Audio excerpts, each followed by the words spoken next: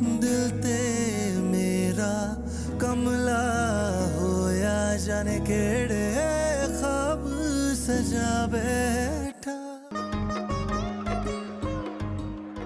शिजा, शिजा बेटा। जी दुल्हन सर पे दुपट्टे के बगैर दुल्हन नहीं लगती है। तुम सर पे दुपट्टा ओढ़ लो।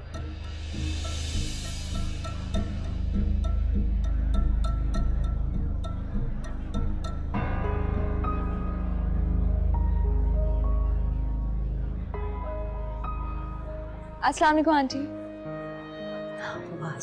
वालेकुम अस्सलाम।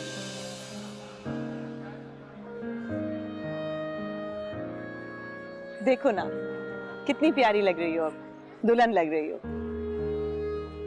वैसे आपकी ये तीनों बेटियां बहुत प्यारी हैं। आंटी मेरी एक ही बहन है, समरीन। निम्रा मेरी स्टेप सिस्टर।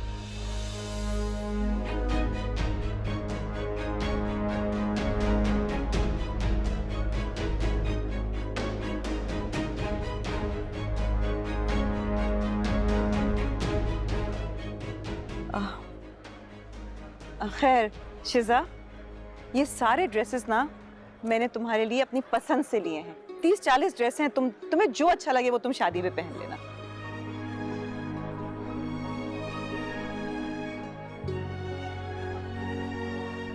नहीं आंटी इट्स ओके, मैं खुद ले लूंगी, तुमने बताया नहीं।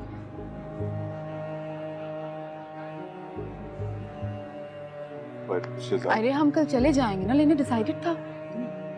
बेटे बहुत प्यार से लाई है तुम्हारी सास। मॉम लेकिन इतने ओल्ड फैशन में कैसे पहन सकती हूँ? मैंने इसको बताया था, हमने खुद जाके शॉपिंग करनी है। लेकिन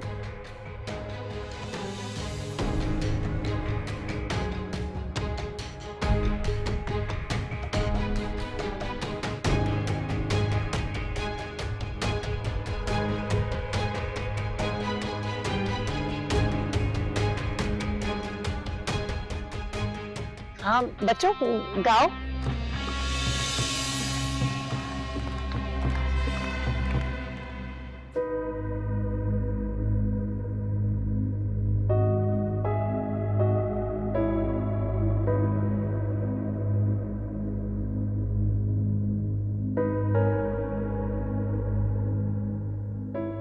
जिस सब्र और ज़ब्त के साथ मैंने वहां पे वक्त गुजारा राफे, सिर्फ आपकी वजह से। वरना इन चीजों की क्या औकात है? उसने इनकी नहीं, हमारी बेइज्जती की है।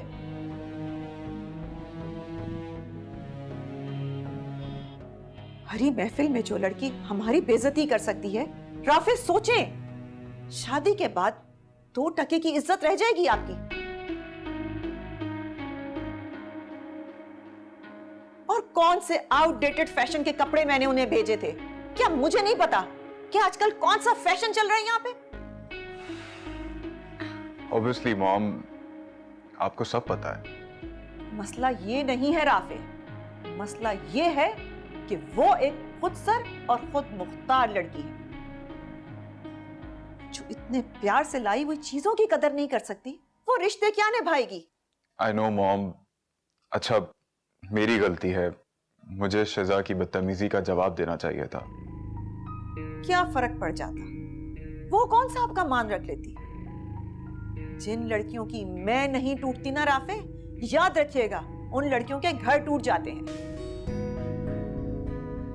अच्छा मॉम, मैं शिजा की तरफ से आपसे खुद माफी मांगता हूँ और मैं उसको भी फोर्स करूंगा कि वो आपसे माफी मांगे। कोई जरूरत नहीं उसे मुझसे माफी मांगने की। जिस लड़की को अपनी गलती का एहसास नहीं हो, वो क्या शर्मिंदा होगी? Mom please. वक्त और हालात जरूर बदल जाते हैं, मगर इंसान की फितरत नहीं बदलती। अगर कुछ भी गलत हुआ ना, तो याद रखिएगा आप सारी जिंदगी पछताएंगे।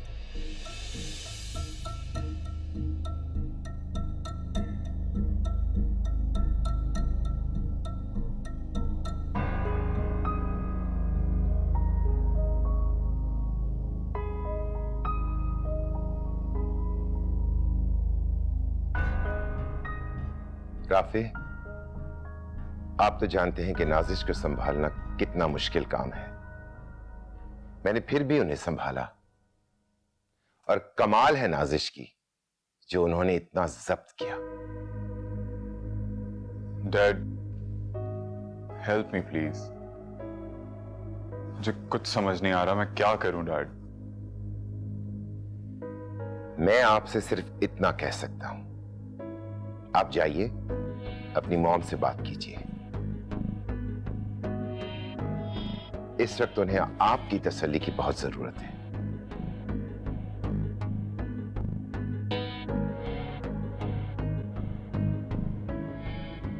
मुझे तो समझ नहीं आ रही कि मैंने ऐसा भी क्या गलत कर दिया। सब मुझे ही बातें सुना रहे हैं।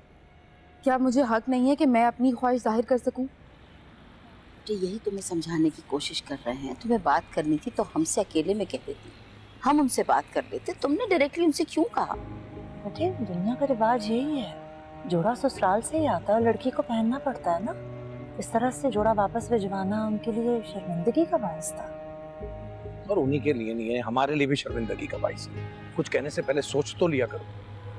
यकीन करो बेचारी, इसकी सास जो है ना, वो बेचारी इतनी अपसेट हुई कि मैं उनको खाने के लिए कहती रही, वो अपनी जगह से उठी ही नहीं।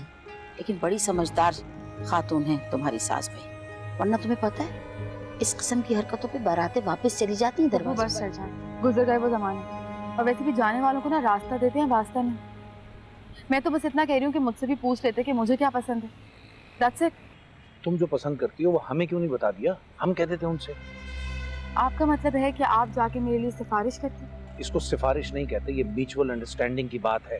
डैड, अगर म्यूचुअल अंडरस्टैंडिंग होती ना तो वो पहले ही मुझसे पूछ लेते और मेरी पसंद की चीजें लेके आते। ये अपनी अथॉरिटी के लिए ना पहले उनके दिल जीतने पड़ते हैं, ऐसे नहीं होता।